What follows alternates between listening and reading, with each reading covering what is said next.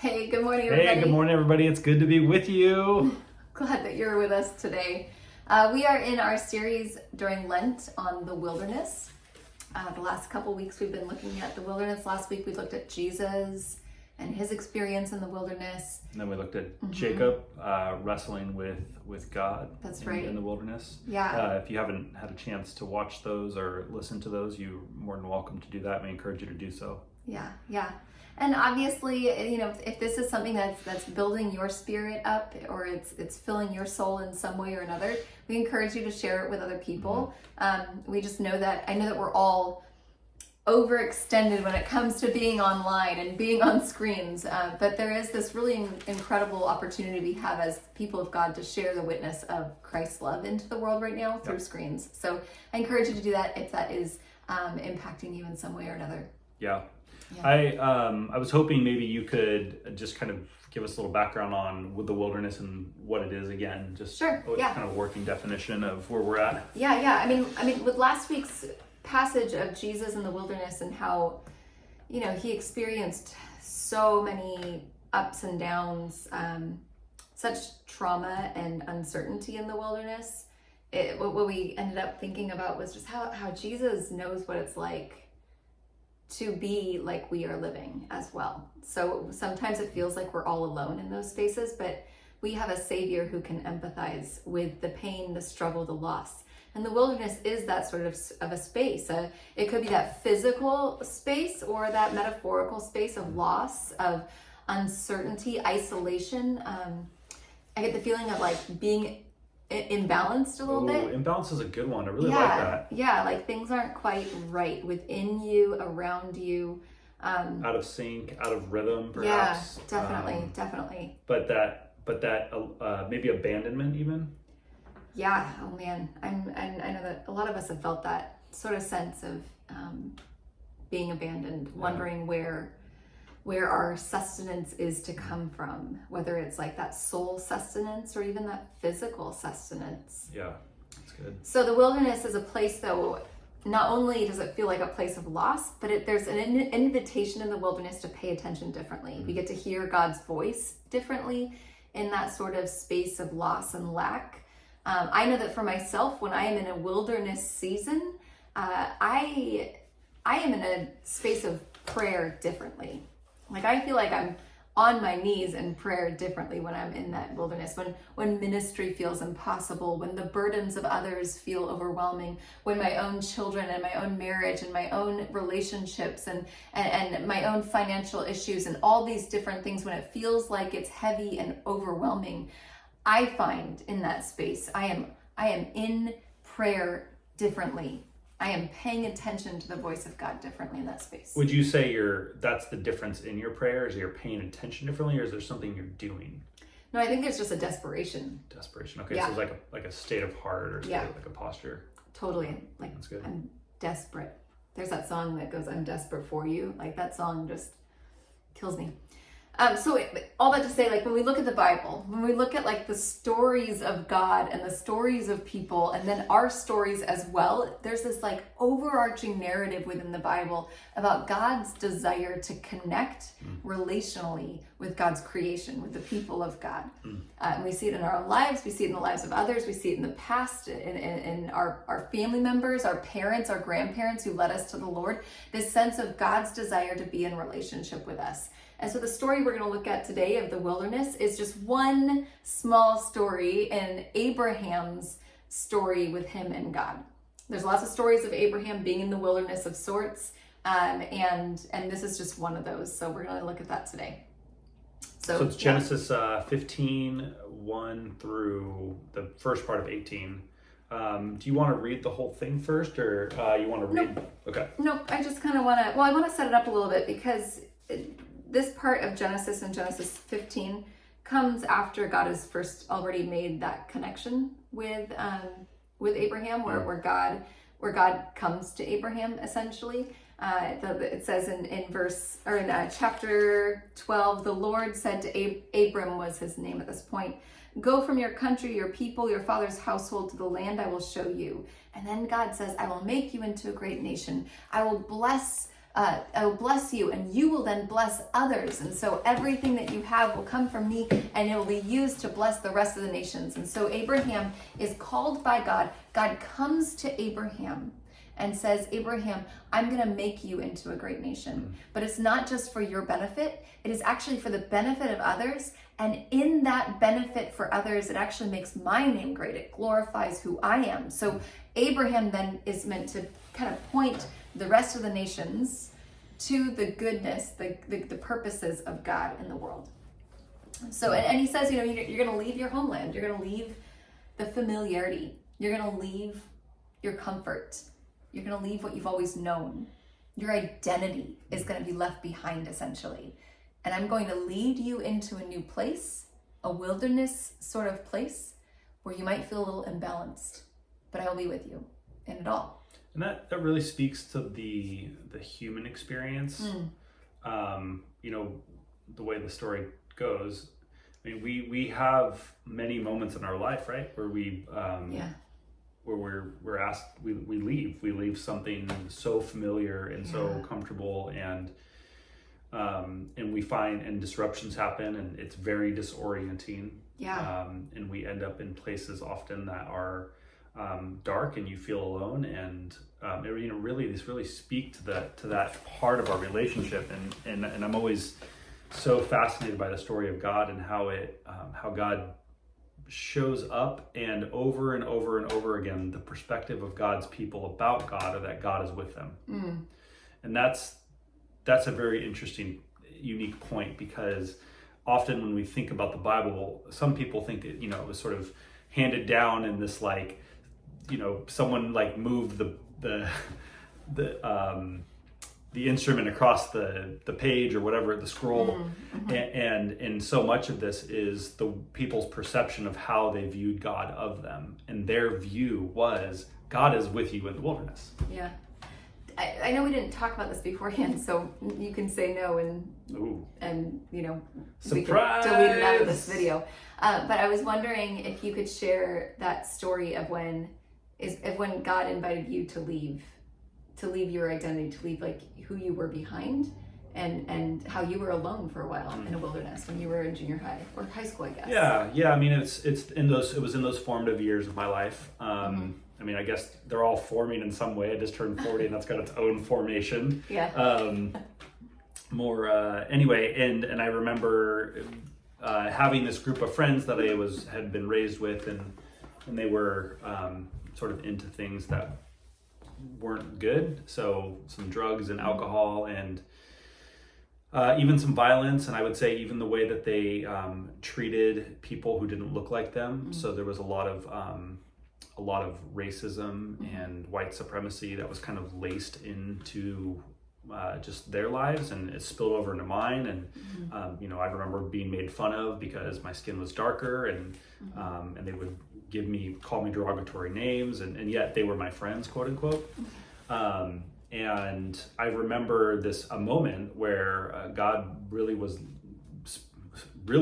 asking me to do something kind of profound, at least I thought, for like a 13 or 14 year old, which was, it was very clear. I want you to stop doing this, which was skateboarding was a big part of my life, and I want you to leave the friends that you have. Go, just leave them, and this is gonna hurt, and it's gonna suck. And I was someone who had dealt with, I have all kinds of abandonment and things from just my family, and parents who weren't around all that much, and so to leave, this was like my family in some ways. I was leaving all that I knew, and so I did that, and it was probably 4 or 5 months, which in the life of a teenager feels like forever, right? And you realize in retrospect how short of a time it actually was. But I did it, and it was lonely, and I felt God's presence, particularly through community. It was like some youth leaders I have had that really poured into my life, and I think they recognized that I was in the wilderness, and they recognized the way they could help support me, and that posture was God with me in the wilderness. I mean, God works through people. God uses people. I mean, how often are you somewhere and someone shows up randomly, you know, and you're just like, what? Are you serious? And yeah. I love that. I think that that's such an important story because it shows that, you know, God is calling Abraham into a different way of living and being that invited him to let go of what was for what is to come, but he didn't know what was to come. He had to trust that God was going to be with him in it all. And just like you didn't know what was to come. You knew that, like, if you left your friend group, you didn't know if you'd have friends on the other side or what that would even look like. No. It's a very isolating, it's a time of imbalance. And the promise that God gives isn't necessarily a perfect articulation of what it's going to look like. It just, he says the promise is his fidelity to us. That's right. That's right. His covenant with us, his connection, and saying that I'm going with you. Yeah. And God showed up, like God brought you friends. Yeah, that's the other part of the story. In a different time, and that was incredible. But there's a sense of like, oftentimes we don't know how long we'll be in the wilderness. And so the question is often, well, when, Lord? When am I going to be out of here? And I think God just keeps on answering with, yeah, I'm here with you. And we're like, no, when? No, I'm here with you. Yeah, the when question's a big one because we have these timelines of, you know, this kind of chronology in our heads of like how life unfolds, and it starts and it ends. And I think it's a kind of different time frame or different way of, I think God views things quite differently than, because, you know, when you think in terms of eternity, I know, we're a blip. I don't, but yeah. So let's go back to Abraham for a moment here. So Abraham is, you know, blessed by God, and then the passages, the chapters of Genesis go on where like he's with his nephew Lot, and they go through all sorts of like ups and downs together in their relationships. There's a famine, they all leave for Egypt. There's like a fight that, you know, Lot gets captured by another king and Abram has to go fight for Lot's life. Like there's just a lot that happens in the point of in a passage of time from Genesis 12 to Genesis 15 that we're in today. There's about 13 years that pass. And so in those 13 years, Abraham is following God, doing what God has asked him to do, and probably wondering, when will I be made into a great nation? Like, when is this supposed to happen? What is this supposed to look like? Because right now, like in the beginning, Abram was 75 years old when God called him, and his wife was 65. They were up in age, they were barren, they had no children. How would God make them into a great nation if they had no children? How is that even possible? Which is where we find ourselves right now today. So we're going to read verses 1 to 3 to start. Genesis 15. Yeah. I just have to say, I would love sometime for someone to share an email with us or call us or text us or something. But what you just said was Abraham was about 75. And I think about, there's a lot of folks in our community who are 75, 80. And I would be curious to know how you read this. Like, what is it like to hear that? Yeah. I mean, as a 75-year-old that says go, you know, calling happens. Yeah, I mean, you know, we kind of view things like, okay, at 75, we're kind of switching gears, right, and maybe the switching gears. I don't know. I'm just so curious. So, we'd love to hear from you about that. But I mean, obviously, like, age was different then. People lived much longer than we do today. But at the same time, there's a reality, like, we're in seminary still, and we have people in our seminary classes getting their Masters of Divinity at age 75. They're like, this is what I feel like I need to do for myself. And most of them are about like 60 if they're a little older and they're starting their second career as a pastor. But, you know, there's no like timeline to God's calling. There's no cutoff date to what God calls us into. There's never like well, I'm no longer relevant, or I'm no longer able to be used by God. Like, God will utilize all sorts of people in all sorts of places. So it says here in verse 1, after this, the word of the Lord came to Abram in a vision. Do not be afraid, Abram. I am your shield, your very great reward. But Abram said, Sovereign Lord, what can you give me, since I remain childless, and the one who will inherit my estate is Eliezer of Damascus? And Abram said, you have given me no children. So a servant of my household will be my heir. So I want to stop there because God is saying to Abram, I am your shield, like I am your protector. I am your very great reward. I am your provider. I am your protector and your provider. This is what I am for you, God is saying to Abraham. And Abraham says, thanks. That's fantastic. I have a ton of wealth. All the nations around me respect me. And I just got through this battle with this king and I overcame it. And so I can see that you are my provider. I can see that you're my protector. Like, I got it. I want more. That's Abram's response. Well, it's what can you do for me? Yeah. Like Abraham just engages with God differently, like comes to God. So God first came to Abraham and now Abram comes to God, questions God. And in a way that actually, like when I read it, it makes me uncomfortable. I feel like he's being a little pushy and a little ungrateful. Like, yeah, why can't we just be satisfied with what we have? Right. And this is the first time Abraham and God talked to each other. Yes. So prior to this, Abraham's talked and God has talked, but they've never conversed in this way. And the first thing that we see out of Abram's mouth is a question. Mm-hmm. What can you do for me? What can you do for me? Yeah. And so for me, like I tend to want to see the world in like these rose-colored glasses. I want to point out the silver linings that I can find in any kind of difficult situation that we're in. So I want to spin the difficulty into something useful, saying that like God is using this time for this or for that, and look how God is shaping you and honing you and taking off the excess. Look, God is doing something really great here. And I never want to put too much pressure on God or like seem ungrateful to God in any way. Like I don't want to offend God by asking for too much. Why do we think? Yeah, I don't know where that's so interesting because that's such a good point. I mean, where does that come from where we feel like we have to behave in a certain way or we can only say certain things to God? Like there's almost like this perfect way to kind of interact with God. And I mean, Abraham just blows that whole thing up. Yeah. He's like, no, that's not how this works. Like, I'm going to be as honest and vulnerable and like truthful about what's going on here, God. Yeah. Yeah. So instead of having like that, go ahead. You promised me children. Yeah. And look, I'm 75.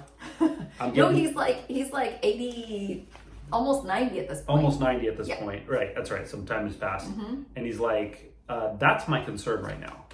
Yeah. I have been faithful of these things and I need you to show up. Mm-hmm. And there's some anxiety in there too, I think. Mm-hmm. Like, maybe he senses he's getting towards the end of his life. Maybe. Yeah. I don't know what he's sensing in that moment, but it seems like God is giving him all he needs. And he's like, but there's more. There's more. I think that you promised me more, God. And I'm okay with it being Eliezer, but I think that there's more for me. And I think that this is like his honesty in the moment is really important for him. It's almost like he's grieving what he doesn't have because he knows that he's meant to have it in some way or another. And so there's like this ancient practice of lament, of crying out to God in anguish and our heartbreak and our suffering, our pain, our mourning, that things aren't right, things aren't the way that they're meant to be. Lament it's like making our pain God's pain. So it's speaking it's making out. Our pain God's pain. Yeah. It's saying, God, this is what I'm feeling, and I need you to feel this with me. This is my problem, and I need you to take this problem with me. It's making our problems or our uncertainty or our anxieties God's. Where it's like we're handing it over and saying, okay, God, what are you going to do with this? This is what's happening within me. What are you going to do with this? It's making our problems and our loss into God's problems and God's loss. So lament is then a state of utter honesty and truth. Lament is when we come to God in the most honest and truthful ways. And I think that's what Abraham was doing. Yeah, and I think it ties into the wilderness nicely too. Yeah. Not ties in nicely like we have to make it fit, but just I think one of the things that happens in the wilderness is you recognize that you need to lament and grieve. because of the distractions, all the things that we've surrounded and insulated ourselves with aren't there. And so there's this exposure of soul. We're literally exposed to the real state of where we're at. And Abraham just goes for it. He's like, all right, God, this is what is happening. Yeah. I've got to tell you this. Yeah. I've got all this stuff. I've got your provision. I've got your protection. There's more. I know that there's more.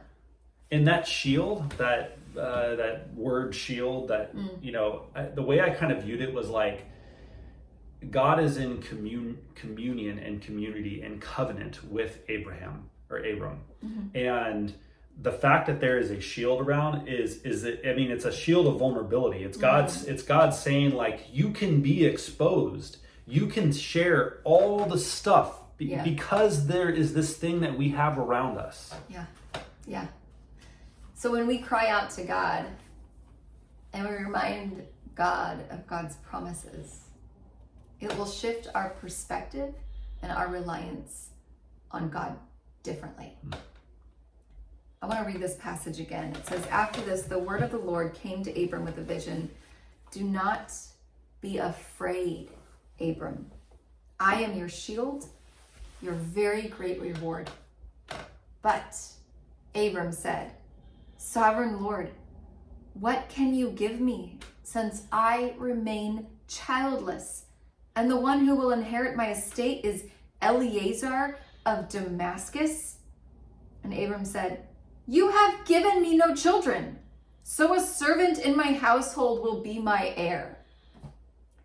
Man, the thing that I see here is that I think that God is looking for people who are willing to fight back, who are willing to have like skin in the game, who are willing to engage with God in a different level. Like, I want to be the kind of person who doesn't fight God on anything. I want to be like so grateful for what I have. Oh Lord, thank you. I don't want to ask for anything more or anything less. What you've given me is perfect, is an infinite self. And I think that there's truth to that, yes, but I think there's something that holds me back. It's that fear of pursuing God in a way that God is inviting us to pursue.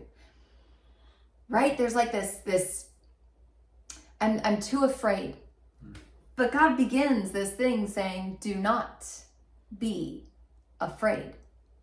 Lament looks like fighting back while feeling the deepest hurts and disappointments honestly. When we complain to God, when we cry out to God, this is not a mark of unfaithfulness. Lament and complaining to God and making our problems into God's problems, I believe, is a mark of faithfulness. It shows that we believe that God can do more and that we're not satisfied in what is. And it shows that we believe God's with us. Yeah. I think as well. Not that God needs us to show, so how does God respond? Yeah, let's get there. So I want to say, like, the thing that's so important is that even though I want to like be grateful for everything that God has done for me and given me already, and I think gratitude is one of the most important characteristic traits of like forming and shaping us as a people of God. I think that's absolutely important. But we can be grateful while reminding God of God's promises. I don't think that they are in competition with each other. So I want to point out real quick, I think it's really important because this isn't the first time that God had told Abraham that he would have children. This isn't like hey, just to let you know you're going to have kids. And Abraham's like, no, I can't do that. I'm too old. I've got Eliezer. We're good here. Like, back when Abraham was 75 years old, in chapter 13, it says in verse 15, the Lord's talking to Abraham and he says, all this land that you see, I will give to you and your offspring forever. I will make your offspring like the dust of the earth. So if anyone could count the dust, then your offspring could be counted. So it's like God is saying, Abraham, look down. There's going to be plenty for you. The dust. Look down at the dust. But then it says in chapter 15, right after Abraham's just like, God, what's going on? Where are you? Like, why aren't you giving me this thing that you promised? Like, Eliezer, I don't want Eliezer. I want my own child. And God says in verse, what is it? Verse 4, this man will not be your heir, but a son who is your own flesh and blood will be your heir. He took him outside, and the Lord said, look up at the sky and count the stars, if indeed you can count them. And then he said to him, so shall your offspring be. So I had been thinking quite a bit about this this part of the passage where God responds to this kind of dialogue and conversation that he's having with Abraham. And what struck me actually just a bit ago was, I feel like it's Abraham saying, I can't do it alone. And I feel like at the same time, it's God saying, I can't do it alone. You know what I'm saying? Abraham, when he says to God, look, I've been trying to figure this out. I've got this other heir and I just don't know what to do. And he said, what can you do for me? And I think God is saying, it's like, I do some of my best work when we work together. Like a partnership. Like a partnership, but not in like a, I feel like sometimes we say that and it's this kind of cliche, like, oh, we work together with God. But I think it's like, it's different. It's God saying, like, I can't do this without you. And Abraham saying, I can't do this without you. Like, they need one another. Yeah. And it looks different going forward when you need one another and you are working on it together. And this isn't, I don't think this has to mean that this limits God's power. I think what it speaks to is like the character and the nature of who God is, and God wanting to be in a level of relationship and depth with his people. Yeah. So then you go to the stars and why say the stars? I mean, he could have said, he already said the dust. He already said the dust. He could have said the blade of grass. Totally. He could have said sands, the sand of the oceans, and he chooses the stars. And you think about stars and I'm a little bit of a stargazer. I love looking at the International Space Station when you see it fly over every so often, and when you're looking up, here in Humboldt, obviously we've got tons of stars that we can see a lot more than we can in the big city. The big city, look at that, look at me, the big city. We're in a small city, and I'm a bit of a stargazer. But so stars give light. Yeah. They offer some of the best navigation ever historically. Even the ancients could name the stars, and it was their way. They found ways around things and to get certain places. You said it was a. Well, it speaks of wonder. You can always see them as a reference point. So it's almost like God is saying, look to the stars. So before you were looking to the ground, look up at the stars now. Look up. And I think it's less look up and more look out. I mean, when we understand the way the universe is now, it's not like an up. It's we understand the universe is sort of but it just goes. Yeah. And so it's like look out beyond what you can see. Yeah. Because that is just how big God is and how God moves, and beyond what you can see.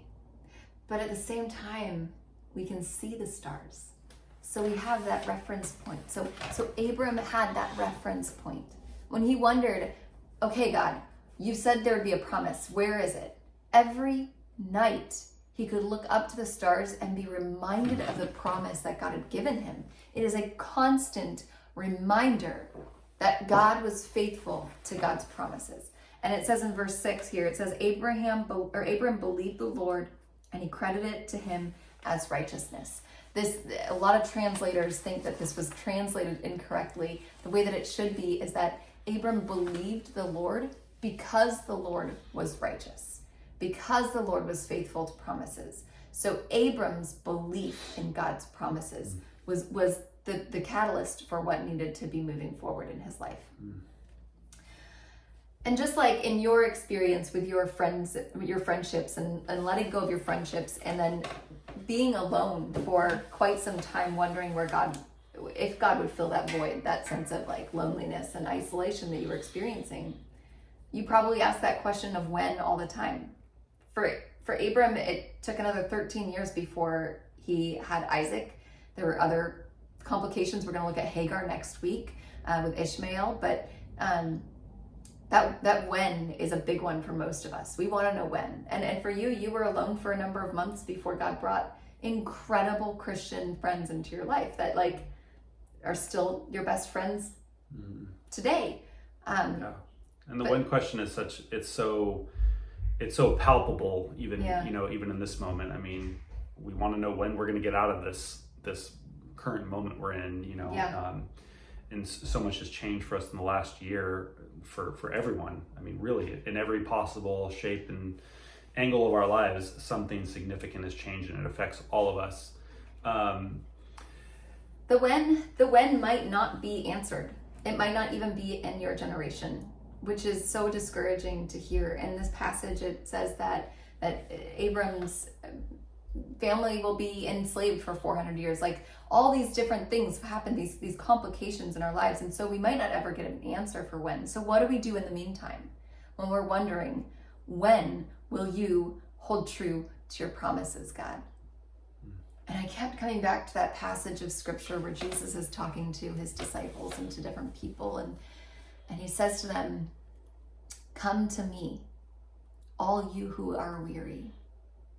Come to me with your laments and your problems. Come to me when you are weary from asking, when you are weary from trudging forward, when you are weary with unanswered whens. Come to me when you are tired of asking, when is God going to fulfill this promise?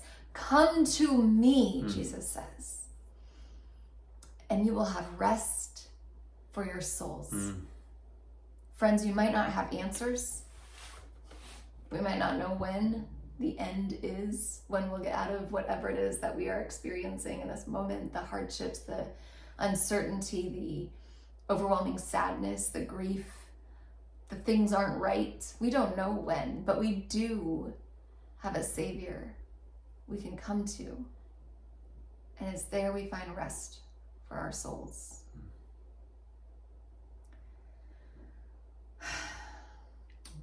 May the Lord bless you and keep you. May the Lord shine his face upon you.